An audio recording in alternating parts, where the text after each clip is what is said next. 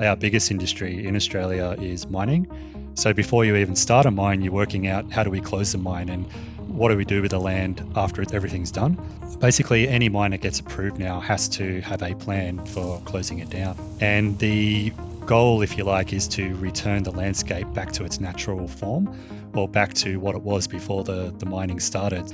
So the media group equipment, for example, the WP4C and the HYPROPs, they're used to work out the soil water characteristics when you're planning for different mine sites.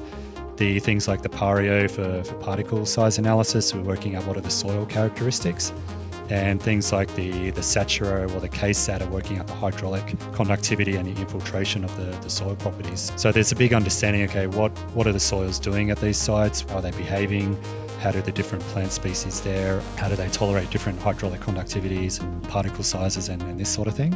Then when the mine actually gets closed down and they're planting forest and they're planting vegetation,